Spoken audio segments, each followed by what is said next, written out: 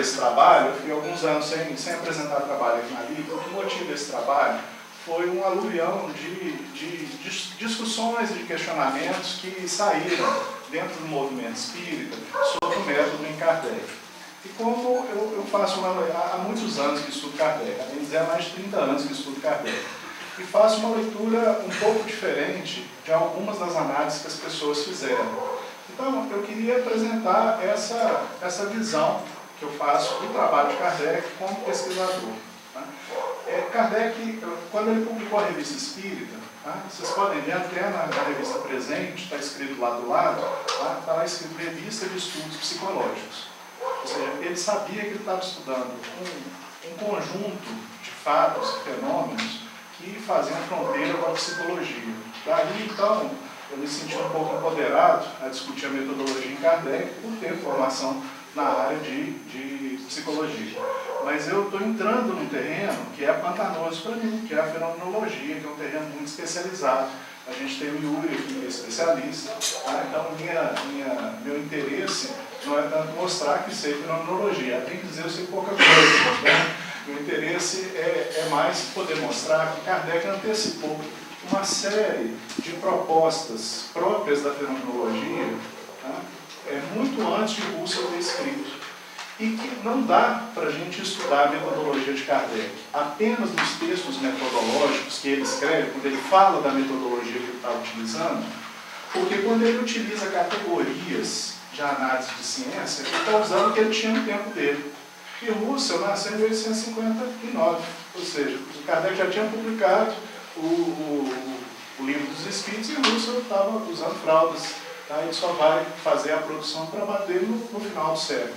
Então, quando a gente pega um autor da área de ciências humanas, é importante a gente ver na trajetória da obra dele, como é que ele foi trabalhando, como que ele foi construindo conceitos, como que ele foi desenvolvendo teoria, para aí a gente poder refletir com o instrumental que a gente tem nos dias de hoje, o que foi que Kardec fez. Eu acho que essa seria uma proposta interessante desse trabalho. Como são 20 minutos, não dá tempo de falar da hermenêutica. Na hermenêutica eu fiz uma incursão breve e falei de Schleiermacher. Tá? Isso está no trabalho, deve sair publicado depois que eu fizer todas as alterações necessárias das contribuições que eu tenho certeza que vocês vão dar ao nosso trabalho. Okay? Então sintam-se à vontade para criticar, porque eu estou muito aberto a ouvir, a anotar, a pensar. Eu quero um trabalho bem feito, eu não quero que ninguém fique lavando o ego aqui. Ok? Muito bem. Então, primeiro, como a gente tem na LIB pessoas de ciências naturais e pessoas de ciências humanas e sociais, eu acho importante mostrar que, quando no que tange a construção do conhecimento, eu não vou nem falar de método, de teoria de método unificado, no que tange a construção de conhecimentos, como a gente trabalha com objetos diferentes, tá? A gente vai ter que utilizar abordagens ou técnicas ou formas de construir o conhecimento diferente. Eu estudo um ser, que é o ser humano, que ele pensa, que ele se constrói, ele se reconstrói. O Alexandre, ele estuda lá um planeta que está em órbita, igualzinho a não sei quantos mil anos. Tá? E aí, então, o planeta não conversa com o Alexandre, né? O ser humano conversa comigo.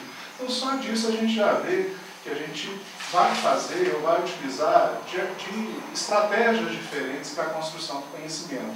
E Kardec tinha muita consciência disso quando ele estava pesquisando os espíritos. Então eu peguei um autor, que é Jean Ladrieff, e Ladrieff ele divide as áreas de conhecimento nesses 3 grupos aí, de ciências formais, apertei errado, volta. Volta. São as ciências formais, que seriam a matemática e a lógica, que são ciências construídas a partir de signos. A matemática são números, são axiomas criados pelas pessoas, são acordos que as pessoas entraram, tá? E que vão sendo desenvolvidos. É um objeto totalmente diferente. O número, o estudo do número, o estudo das cadeiras, né? É um outro objeto diferente.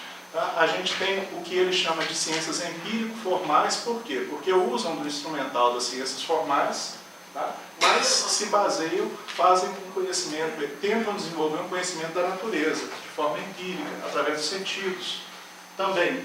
Tá?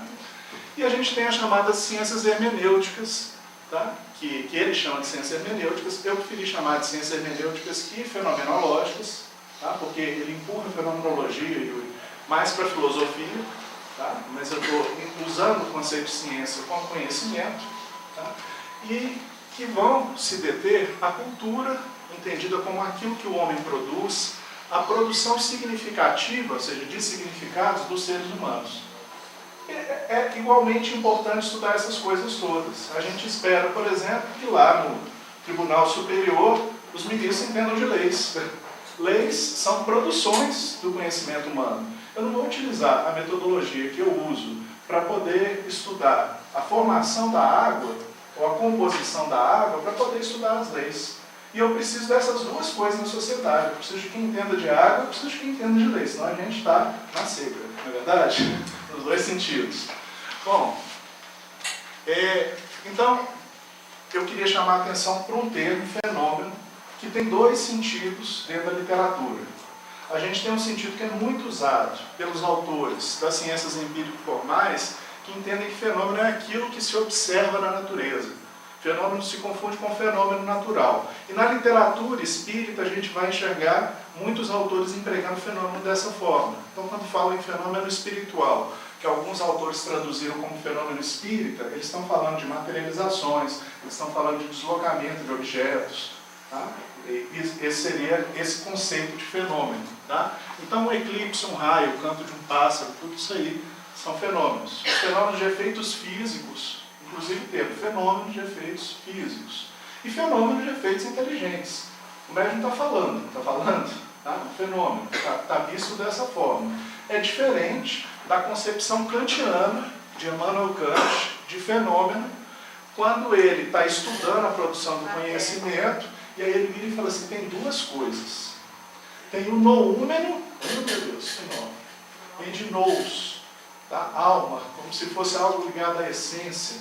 Tá? A coisa mesma, tá? Então a coisa mesma é o universo que os astrônomos colegas do Alexandre e do Ademir estão estudando. Tá? Ele está lá. Ele diz que a gente nunca vai conseguir chegar ao noúmeno. E tem a forma com a qual o homem consegue perceber essa coisa mesma. Essa percepção da coisa mesma é o fenômeno. Então, na hora de construir o conhecimento, a gente está sempre construindo o conhecimento com fenômenos. Tá? E o Russell, Edmund Russell, o livro já me chamou a atenção, tá? Para usar um conceito mais atual, russeliano, né? Ele entende o fenômeno como aquilo que se mostra a alguém, porque ele enxerga uma relação entre sujeito e objeto nessa ligação. E que na psicologia é muito claro de perceber isso. Eu estou conversando com uma pessoa inteligente. Tá? Então, se eu pergunto para a pessoa, às vezes o que ela mostra para mim não é o que ela é como ela deseja ser vista ou ser percebida. Daí começam as nossas dificuldades para poder fazer pesquisa. Ok? Bom, continuando, então o que é a fenomenologia? Eu peguei uns 3 ou 4 conceitos, eu não estou muito seguro se eu entendo isso não, vocês me ajudam, Yuri, você não deixa falar bobagem não, Yuri. Tá? Para a gente poder usar depois para poder entender o Kardec. Tá? Então, fenomenologia é uma área inicialmente da filosofia, que foi desenvolvida por um alemão que nasceu numa região que era a Tchecoslováquia, que na época era Império Austro-Húngaro, vocês já viram a confusão, chamada Edmund Husserl.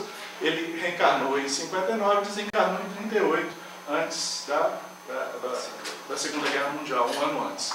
Ele começou como matemático, depois ele gostou, um professor chamado Brentano, que era psicólogo, o influenciou muito e ele entrou pela filosofia. Tá? O Silvio também é assim, né? Começa como físico, depois embarcou pela filosofia afora. Então a gente tem essas trajetórias assim, interessantes dentro do movimento acadêmico. Né? E ele tem muita influência atual em áreas como ciências sociais, psiquiatria e psicologia. Tem uma psiquiatria toda construída em cima do pensamento fenomenológico. Tá? Então é um autor muito influente. Os arquivos deles foram todos levados para a Bélgica. Tem gente estudando o material dele até hoje. Tem institutos inteiros universitários em cima do pensamento de Husserl. Tá? Então é uma pessoa extremamente conhecida e influente, embora seja especializada, portanto não seja do acesso, não seja do interesse da imprensa de ser levado ao grande público. Tá? Mas eu acho que basta eu argumentar assim, é importante o homem, tá bom? Fica assim entre nós. Tá? Então, uma das questões que ele discute é essa: como fazer uma ciência de representações mentais, aqui eu estou usando o termo dele, tá? Fenômenos. Tá? Vamos olhar. Então, uma das coisas que ele propõe no método dele, aí vem os nomes bonitos, é a epoqué, ou suspensão de juízo. Eu posso, se eu for estudar, por exemplo, vou usar um exemplo do Mauro Matuzzi, que é o amor. Eu posso chegar e sentar tudo que as pessoas ler, tudo que as pessoas já escreveram sobre o amor, para poder estudar o amor. Tá? Se eu fizesse isso, eu estaria fazendo uma revisão bibliográfica sobre o amor, por exemplo. O Russell sugere que a gente faça diferente, que a gente faça a suspensão de todos os juízos. Tá? Se eu quiser fazer um estudo sobre o amor, eu vou perguntar para o Maurício o que é o amor. Ou vou pedir para ele, fale-me sobre o amor. Tá? E ele vai me falar sobre o amor. Eu vou pedir para o Pedro, fale-me sobre o amor. Eu vou pedir para a Júlia, fale-me sobre o amor. A Júlia vai me falar do amor que ela sente pelos cachorrinhos dela. Tá? O Pedro vai falar, ele vai ter de falar sobre o amor que ele sente, tá? Pela Nina e tal, se ele não falar isso, ela está ouvindo no rádio, ele vai apanhar quando chegar em casa. Tá? O Maurício vai falar sobre o amor que ele sente pela divulgação do Espiritismo, cada um vai falar, só que assim, é uma experiência própria que cada um traz e eu vou procurar a essência disso. Então eu preciso abrir mão, na medida do possível, fazer a suspensão do juízo para tentar ver o que há de comum entre o amor pelo cachorrinho, o amor pela Mirna e o amor pela divulgação do Espiritismo, que essas 3, 4, 5, 10, 100 pessoas me apresentam. Tá? Esse é o propósito da suspensão de juízo. Tá? Eu vou tentar separar a diferença, é o que ele chama de caráter a priori, a diferença entre a essência e o fato empírico. O fato empírico é a Júlia é um cachorrinho, fazendo um exemplo banal, ok, gente? Agora, eu estou pesquisando o amor, então o cachorrinho é uma mera circunstância. Está no que ela me falou, mas é uma circunstância. O que é esse amor que ela diz sentir pelo cachorrinho? Ok? Eu vou procurar essa essência. O que há de comum entre isso que você faz, isso que você sente, isso que você sente? Tá? O que há de comum entre os três? É isso que eu estou buscando. Eu estou buscando compreender o amor. Tá?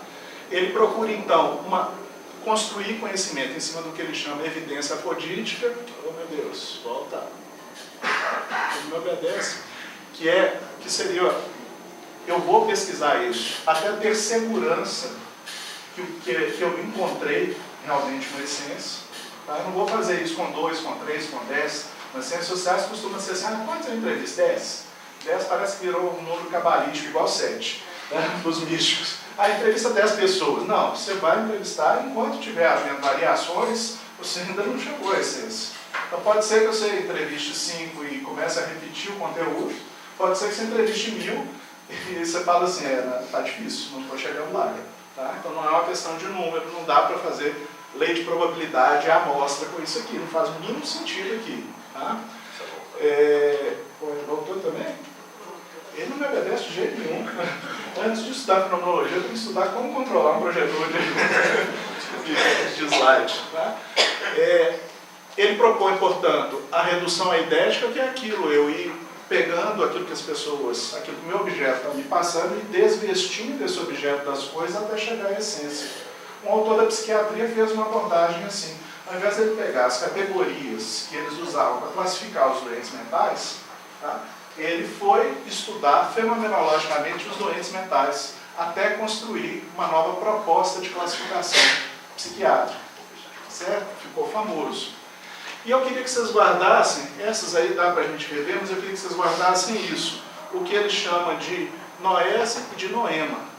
Noema é parecido com o noúmeno lá do Kant, que é a realidade em si. Tá?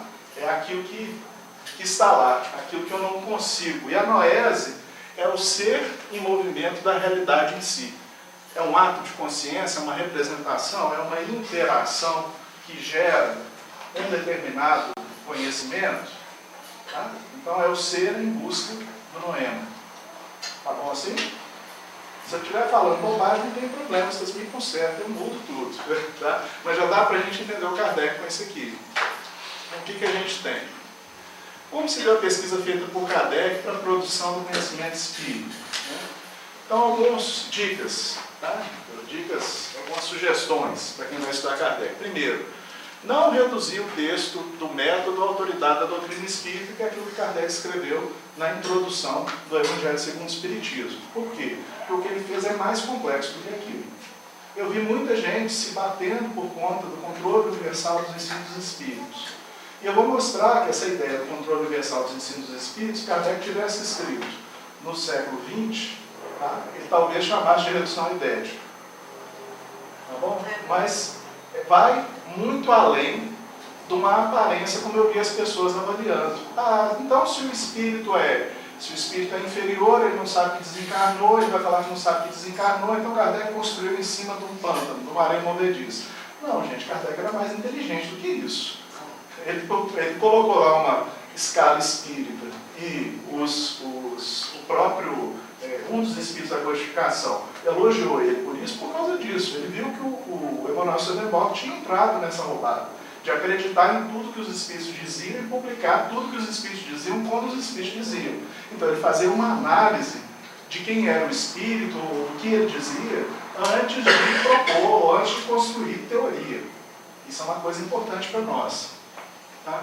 Eu recomendo que se faça uma leitura ampla do seu trabalho, porque quando a gente pega um livro como A Obsessão, que eu vou mostrar no final, que foi um excerto de trabalho de Kardec, em diversos momentos da vida dele, e que o movimento espírita brasileiro ficou discutindo se a mensagem dada por Kardec era ou não verdadeira, e deixou de ler o livro por causa disso, eu acho isso um absurdo, eu fiquei assim, assustado com isso. Tá? Vai mostrar todo o trabalho que Kardec teve lidando com espíritos inferiores, lidando com espíritos obsessores e desenvolvendo uma técnica, um método, um caminho para poder atender esses espíritos, para poder socorrer as pessoas que eram fruto de obsessão, que eram vítimas de obsessão. Então você vem desenvolvendo o método com uma metodologia próxima do método clínico que os médicos usam bastante. Os psicólogos também costumam utilizar. Ok? Então, eu recomendo essa leitura ampla por causa disso. E porque Kardec vai mostrando, à medida que a gente vai lendo, por exemplo, a Revista Espírita, como que surgiu a ideia tal. Como que surgiu a ideia dele de espíritos serem enviados, serem retirados da Terra e serem enviados para outro planeta, tá? Como forma de punição, como um meio de evolução. Ele vai mostrar como que essa ideia surgiu, como que essa ideia foi colocada. Tá? Então a gente precisa ter esse conhecimento mais substantivo para poder falar de Kardec. Então aí a gente vai ser capaz de aprender como ele construiu os conceitos espíritas, ter uma visão da obra como um todo, e não de pedaços de obra baseados em leituras pontuais, um instrumento de pesquisa computadorizado. O computador facilita a vida da gente. Quando a gente lê uma obra toda e pergunta assim, onde está tal lugar? Tá? Se eu for ficar folheando, eu vou gastar um dia inteiro. Então eu digito lá no computador e acho. Agora, eu queria analisar Kardec, falando assim, o que será que Kardec falou sobre obsessão? Coloca a palavra obsessão. E aí sai mostrando, o IPA que faz isso brilhantemente. Tem um site que faz isso brilhantemente. Aí sai mostrando todos os pedaços da obra de Kardec que ele fala de obsessão. Isso em si não é suficiente, isso é legal. Eu acho que não é ruim não, mas não é suficiente para poder compreender Kardec. Porque senão eu posso fazer uma leitura instrumental. Se eu não tiver a visão de todo do pensamento de Kardec, eu vou acabar colocando o meu pensamento e sair escolhendo as frases de Kardec que dão apoio ao meu fundamento e varrer para debaixo do tapete aquelas que eu não gosto, que me incomodam. Ok? Bom, continuando. Eu estou apanhando porque esse negócio aqui é o contrário. Você aperta o de baixo e ele anda para frente. Então, meu cérebro ainda está acostumando a essa tecnologia nova. Tá? Bom, o do empirismo, eu vou saltar isso para o nosso horário. Né? Pois é, tá vendo? Já saltei mesmo. Eu estou mostrando aqui o Galileu. O Galileu, na época, existia um paradigma vigente só para falar do mundo supralunar e sublunar, que se acreditava que a Lua demarcava a diferença dos céus. Aí o Galileu conseguiu um negócio muito simples, que era uma lunetinha que aumentava 30 vezes a capacidade visual dele e começou a observar que as coisas não funcionavam desse jeito. Então, olha só, Noema é o universo, tá? Que à época as pessoas já achavam, que fosse assim. Tá aqui a Lua aqui no meio da história, está aqui a Terra no centro da Lua no meio da história, tá? O Sol está acima da Lua, os planetas estão mais distantes do que o Sol rodando ao redor da Terra, e aqui eu tenho a abóbada celeste. Tá? Deus me perdoe se eu estiver falando bobagem, mas eu já trouxe uma figura, né, que a figura apoia mais, eu não entendo de física, eu não sou físico, não estudei física, ok? Mas é isso que as pessoas acreditavam naquela época. Tá? Então, o que ele faz é discutir esse paradigma vigente. E a partir das suas observações, ele vai começar a dizer, olha, isso parece que não funciona bem assim desse jeito, não. E não Galileu, igual a gente gosta, o Brasil faz uma história muito em cima de heróis. Ah, o Galileu fez a grande mudança, mas à medida em que ele vai comunicando o que ele fez, e os outros astrônomos vão vendo, e vão estudando, e vão discutindo, esse paradigma que existia, oriundo de Aristóteles, vai ficando mais frágil, mais frágil, mais frágil. Agora, aqui eu peguei um exemplo simples. Por quê? Porque eu tenho... O que eu fiz aqui, gente? Voltei? Para frente, para frente. Porque eu tenho um noema, tá? A partir de dados da observação, ele formula ou reformula a noese, o conhecimento sobre esse universo. Agora, olha aqui a dificuldade de Kardec. Se eu ficar nesse trem aqui, para mim já está bom. Eu tenho, aí eu fiz um negócio bonito, né? Complicado, do jeito que ele gosta. Eu tenho um noema de primeira ordem. Aí eu peguei uma imagem lá do nosso lado, representando o mundo espiritual. Tá? Ou seja, é o mundo dos espíritos que Kardec está querendo estudar. Então, noema, ele está lá. Tá? Como que ele vai estudar? Bom, uma das formas de ele estudar é através da mediunidade, concorda? Então, aí já vem o primeiro problema. Por quê? Porque desse noema de primeira ordem, eu tenho uma noese de primeira ordem, que é oriunda de quem? Do espírito. O espírito tem uma percepção, tem um entendimento, tem uma apreensão do mundo dos espíritos. E ele só pode falar dessa apreensão que ele faz. Para piorar mais a situação, eu tenho o médium. Aí o espírito se torna um noema de segunda ordem, porque o espírito está lá, e o médium,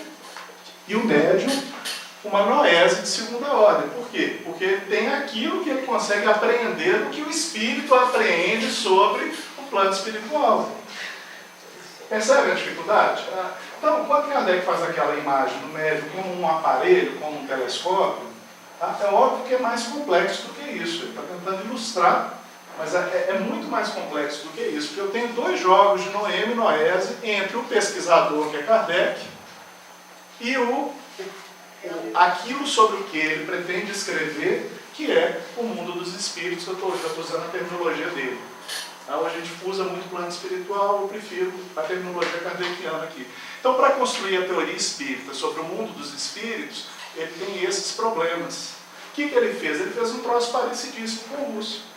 Ele começou a pesquisar médiums diferentes, lugares diferentes, de preferência que não tivessem tido contato uns com os outros, apresentar ideias, fazer perguntas, formular perguntas, dialogar, procurando o quê? Fazer essa redução eidética, que é retirar as diferenças, verificar as dificuldades de um médium, de outro, e ver se eu acho essências. E é nessas essências que ele procurou desenvolver e escrever a teoria espírita. Ok? Bom, continuando. Bom, então, ele sabia que ele não estava fazendo apenas ciência empírica formal, ele fala da dificuldade de replicar coisas, que é uma lógica importante para uma órbita de planeta, por exemplo. Por quê? Porque os espíritos aparecem se querem, comunicam se querem, o que querem, ninguém manda neles. Tá? Ele falou do problema, ele tinha clareza do problema da autoridade dos espíritos, e aí ele diz que, além daquilo que os espíritos dizem, ele critica Swedenborg, como eu falei, ele diz que o primeiro controle é sem contradito da razão, ao qual cumpre se submeta, sem exceção, tudo que vem dos espíritos. Tá? Ou seja, ele é pesquisador, ele está pesquisando, ele está analisando aquilo que os espíritos dizem. Ele não seria, como diz o Alexander, um mero codificador. Eu não sei se eu estou diminuindo o papel de um codificador, tá? Mas ele é um pesquisador. Tá? Daí os franceses chamarem ele de fundador do Espiritismo, fondateur, se não me falha a memória. Toda teoria em manifesta contradição com bom senso, uma lógica rigorosa, os dados positivos adquiridos, deve ser rejeitada, por mais respeitável que seja o nome que traz como assinatura. Então não me interessa se quem está assinando é Galileu, é Hume, Não me interessa. Sem exceção. Sem exceção. Tendo-se espíritos incertos quanto ao seu estado, mortos, ele está falando dos espíritos que não sabem que morreram. Tá? Eu tirei um pedacinho menor. Ou afirmando ainda serem deste mundo, julgando-se aplicados às ocupações ordinárias, deduziu-se a regra. A multiplicidade de casos análogos, aqui a redução idética, demonstrou que o caso não era excepcional, que constituía uma das fases da vida espírita. Foi assim que a teoria nasceu da observação. Então ele começou a observar um fenômeno estranho, que a gente morta sem saber que estava morta, a gente morta acreditando que continuava viva, e que acontece nos nossos centros espíritas até o dia de hoje, gente morta dentro de casa sem saber porque as pessoas não querem mais conversar com ela. Tá? E à medida em que, então, ele não se baseou no primeiro que chegou e falou isso, à medida em que ele foi vendo, aí então ele falou assim, olha, existe esse fenômeno espiritual, Tá? Então, Kardec usa da suspensão do juízo quando ele critica, por exemplo, alguns autores anteriores a ele, como o Swedenborg. Ele não parte da teoria do Swedenborg para poder fazer o espiritismo. Ele dá um corte e começa de novo. Tem gente querendo começar de novo hoje, né? Eu acho meio perda de tempo, mas tudo bem. Tá? Cada um tem o direito de fazer o que quiser. Tá? Esse é um país livre e democrático. Ele faz uso da apreensão imediata, ou seja, ele descreve quais são as alterações do ambiente, quais são as alterações dos médiuns, aquilo que é percebido pelos sentidos. A gente acha muito disso escrito no livro dos médiuns. Ele tem consciência da noese de segunda ordem, ou da consciência do médium, da noese de primeira ordem, que é a consciência do espírito comunicante. Ele escreveu um capítulo chamado A Influência do Médium na Comunicação. Tá? Ele está tentando escrever sobre os noemas de primeira ordem, elementos que se referem à consciência do espírito, o mundo dos espíritos, o plano espiritual. Ele busca essências com o trabalho que ele faz. Portanto, eu entendo que se pode dizer que ele tenta fazer uma compreensão fenomenológica do mundo dos espíritos para a construção da teoria espírita. Só que ele não tinha esses nomes, nem essa teoria à época, para poder falar que estava fazendo isso. Ok? Essa é a visão que eu tenho. Não estou dizendo que Russell e Kardec são a mesma coisa. Há diferenças entre o pensamento de Russell e o pensamento de Kardec. Tá? Mas eu estou dizendo que se a gente tivesse os elementos de Russell, a gente entenderia melhor o trabalho de Kardec, a proposta, o alcance, e faria menos críticas apressadas, de chamar Kardec de positivista, por exemplo, entre outras coisas. É por isso que a Dora, que já foi citada hoje, fala que Kardec faz uma ciência não positiva. Bom, então eu vou saltar agora as coisas. Kardec, fatos naturais, como que ele pesquisou a obsessão. Eu vou fazer a propaganda do livro A Obsessão, que eu acho que deve ser bem divulgado, que os espíritos deviam ler e conhecer. Tá? Aqui tem as histórias, a gente ficou um ano inteiro estudando esse livro, na nossa reunião mediúnica. Então a gente leu texto a texto, então foi muito interessante, para a gente ver cada caso, os pacientes que chegavam, a melhora dos pacientes. Os pacientes procuravam outras formas de terapia e não conseguiam resultado, buscava o padre para poder excomungar e não dava certo. E aí eles dialogavam com os espíritos e o paciente melhorava. Tá? É muito interessante esse livro, é bastante interessante. Espíritos que faziam uma obsessão com efeitos físicos e o que acontecia depois do atendimento, vale a pena, tá? É show de bola. O confrade da Federação, o livro Obsessão, o confrade da Federação Espírita Belga, que montou que colecionou esses textos, foi muito inspirado na hora que ele fez. Tá? Ele fez já poupou a gente ter que sair procurando na revista espírita, na obra de Kardec, os pedaços, entregou já meio mastigado para a gente. Tá? E o pessoal do Clarim tem melhorado a tradução, porque saiu com os errinhos, eles têm melhorado a cada edição que eles fazem. Até algumas sugestões que nós fizemos para eles, nessa edição já saiu, tá? Modificado. Então, Kardec positivista não, enquanto já falei. Fontes da teoria espírita seriam fatos, objetivos e fenômenos, que seriam consciência, a consciência de noúmenos ou noemas dos mundos espíritos.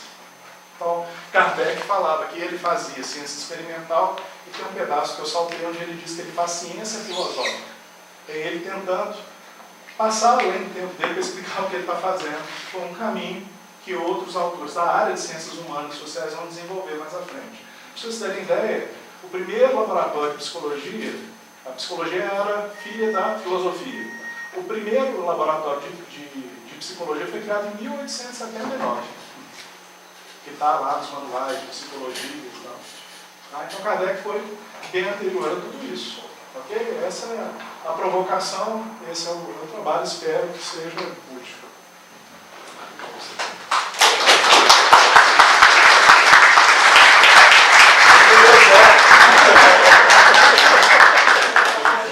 Não, esse é o minuto. É 0 minuto, eu sei. Muito bem. E há um tempo, nos últimos 15 anos, eu observei muitas palestras no meio espírita tentando justificar a ciência espírita através de outras ciências.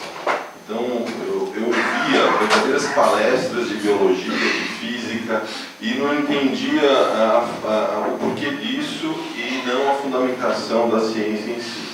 E aí, não sou pesquisador, mas comecei a tentar entender um pouquinho o que é o método experimental, né? Tive acesso ao livro do Bantuil, Mesas Girantes do Espiritismo, e ali eu me confortei no sentido de você ter, efetivamente, né, um método apropriado para algo que nunca tinha sido pesquisado anteriormente. E aí eu desenvolvi, né, toda essa, não nessa profundidade de Rousseau, a análise do fenômeno, a posição do cientista frente, né, ao fenômeno, o seu estudo, a sua interferência, essa questão do juízo. E aí eu fiz uma pergunta, né, no e-groups, aqui na LIP, e você, na ocasião, respondeu com essa estrutura, né, e eu achei muito legal. Então você divide, né, o método experimental, estudo inicial da doutrina, e depois essa questão da fenomenologia, né, para poder fechar essa questão da construção das teorias, né.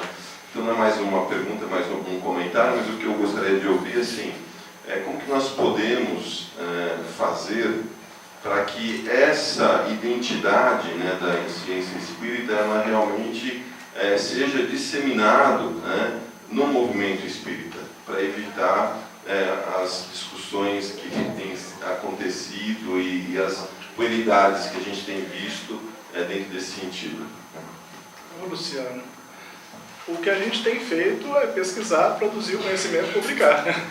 Agora, o espírito humano é o espírito humano, né? Então, vai ter sempre quem se interessa pelo espiritismo e vai ter sempre quem no espiritismo se interessa pelo próprio ego e pela projeção dele. Então, as puerilidades a gente não tem como evitar, vai ter sempre gente querendo trazer, né? Eu acho que o que a gente precisava, e aí por isso que foi tão bem acolhida para esse ano a proposta do Alexandre, de fazer um LIP focalizado na questão da ciência e espiritismo, exatamente para a gente poder dar visibilidade a essas outras formas de pensar. Porque até mesmo aquela ideia, Luciano, de método experimental, hoje dentro da universidade está em discussão. Tá? Você vai ver o trabalho do Ademir, o trabalho do Silvio, tá? Um método, como os neopositivistas acreditavam no início do século XX, a teoria da ciência unificada, isso praticamente não é usado mais nem nas ciências naturais. Eles estão preocupados com a teoria, com a construção da teoria, com o diálogo com a teoria, tá? Com a comunidade de pessoas que produzem, que tem seu conhecimento reconhecido dentro daquele grupo. Você tem diversos autores. Então, mesmo dentro da universidade, você tem uma discussão enorme sobre isso. E eu acho, o que eu gostaria de agradecer aqui no espaço da LIP é que tem pessoas de áreas de conhecimento diferentes, a gente tem conseguido, pelo menos, estabelecer um diálogo respeitoso entre áreas de conhecimento diferentes, o que é muito difícil na universidade. Tá? Tem gente que vai falar, psicologia não é ciência, psicanálise não é ciência, pseudociência. Então, mesmo dentro da universidade, tem essa questão. Mas vamos discutir, vamos pensar, vamos multiplicar perguntas, como dizia Kardec, tá? Até a gente ter clareza das questões e colocar, vamos resolver o problema para nós, tá? E não para o movimento espírita. Se a gente resolver para nós, eu acho que a gente já deu um passo razoável, gigantesco, né? Eu fiquei muito interessada e me chamou muito a atenção sobre você falar sobre a suspeição do juízo. Você disse então que se você perguntasse sobre amor, aquela pessoa não poderia repetir ou fazer uma pesquisa, seria aquilo que ela acha, a opinião dela. Mas essa sua opinião não é baseada no que tem ao meu redor? E em que isso iria prejudicar essa suspeição? Em que isso iria prejudicar a pesquisa em si? Boa pergunta, Sônia. Então, quando eu estou falando da fenomenologia, Sônia, E eu já estou usando ela aplicada ao pensamento psicológico. Tá? Imagina, quando ele propõe a suspensão de juízo, vamos voltar para a psiquiatria. Tá? Antes do conceito de esquizofrenia, eu vou lembrar qual que era o conceito que era utilizado. Existe um outro conceito teórico, muito consolidado, tá? Que já fazia o psiquiatra chegar junto do paciente, já tentando enquadrá-lo se era ou se não era aquele outro conceito. Tá? Que me fugiu agora da memória, você me perdoe, isso é a idade. A idade é ruim para a fenomenologia. Tá? Então, o que o psiquiatra fez? Ele começou a se aproximar das pessoas classificadas com esse conceito, começou a ver, a investigá-las profundamente, começou a dialogar e começou a ver que aquela classificação não fazia respeito, não era boa. Só porque ele trabalhou assim é que ele conseguiu enxergar isso. Se eu já chego, tá, com o conceito formado, eu tendo a enxergar ou tentar destruir aquele conceito. Então, ele entende que a fenomenologia é uma ciência nova porque ela é capaz de criar algo totalmente novo que não havia sido percebido se eu fizesse suspensão de juízo. Mas isso não significa que a gente não possa trabalhar com as teorias já existentes, revendo as teorias já existentes e colocando em teste, por exemplo, fazendo hipóteses, discutindo as hipóteses dessas teorias, que é o que fazem hoje, por exemplo, dentro da física, que é uma área de conhecimento extremamente avançada. Ok? Mas ao trabalhar com fenomenologia, eu de alguma forma estou apostando que eu sou capaz de encontrar algo novo, algo diferente, algo que não foi colocado. Por isso que quando eu fui estudar voluntários, eu fui influenciado um pouco pela fenomenologia, porque eu acreditava que o que haviam escrito até então sobre os voluntários, que eu revi, tá? Eu revi antes, tá? Mas o que havia escrito não explicava direito como é que a questão do voluntariado funcionava dentro do movimento espírita. Então eu precisava partir dos espíritas falando sobre a sua experiência de voluntariado, tá? Para poder formular teoria a respeito disso e procurar essências, procurar coisas comuns dentro deles. Dentro de Kardec, você conclui que ele já tinha... Sim, porque assim, ele havia lido. Por que Kardec não escreveu, por exemplo, sobre escrita direta? Porque o Barão de Monteiro já tinha escrito uma obra inteira sobre isso. Eu acho que tem esse problema nosso na leitura de Kardec, a gente não lê o que Kardec teria lido, e o que ele já tinha visto como conhecimento posto, conhecimento apresentado, e que ele achava que produzir seria produzir mais do mesmo. Tá? Ele começa o livro dos Espíritos quase que dizendo, olha, eu já estou satisfeito com os fenômenos que mostram a existência do Espírito, vamos partir daí para frente. Pelo menos é a leitura que eu faço da introdução do livro dos Espíritos. Agora, ele havia visto os espiritualistas, e eu citei aqui inúmeras vezes Swedenborg, porque ele tem um texto sobre Swedenborg na Revista Espírita, e ele achava que esse pessoal tinha errado na hora de construir teorias sobre o plano espiritual. Então ele achou melhor abrir mão e começar do zero. Tá? Agora, eu não sei se seria sensato a gente fazer isso hoje. Joga toda a pesquisa dele fora. Isso é uma das coisas que eu percebi no conflito entre Kardec e Flammarion. Eu estudei bastante a obra de Flammarion e tenho tido acesso a dados biográficos do Flammarion.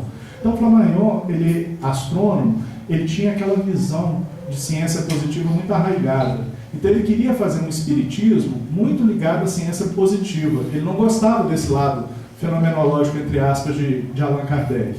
Então, a gente vê que assim, ele contribuiu muito com o espiritismo, mas sempre no mundo do sensível, no máximo, juntando inúmeros relatos sobre determinados fenômenos e dizendo assim, os fenômenos existem porque os relatos foram dados, foram passados como desconhecidos problemas psíquicos. Tá? Mas a gente vê que ele não consegue acrescentar, ele consegue dar base empírica a muitas coisas que Kardec já tomava como certas, mas ele não consegue fazer avançar o conhecimento kardeciano. Tá? E muita gente está lendo esses pedaços, esses mal-estares hoje de Flammarion com o trabalho de Kardec, para poder criticar Kardec. Eu acho que a gente precisa reler essas coisas e discutir sobre essas coisas. Por isso que a gente vai ter uma tarde inteira discutindo ciência e método, ok? Infelizmente nós vamos ter revista de estudos psicológicos. Ou seja, ele sabia que ele estava estudando um conjunto de fatos e fenômenos que faziam fronteira com a psicologia. como que ele foi desenvolvendo teoria, para aí a gente poder refletir com o instrumental que a gente tem nos dias de hoje, o que foi que Kardec fez. Eu acho que essa seria uma proposta interessante desse trabalho. Como são 20 minutos, não dá tempo de falar da hermenêutica. Na hermenêutica eu fiz uma incursão breve e falei de Schleiermacher. Tá? Isso está no trabalho, deve sair publicado depois que eu fizer todas as alterações necessárias das contribuições que eu tenho certeza que vocês vão dar ao nosso trabalho. Ok?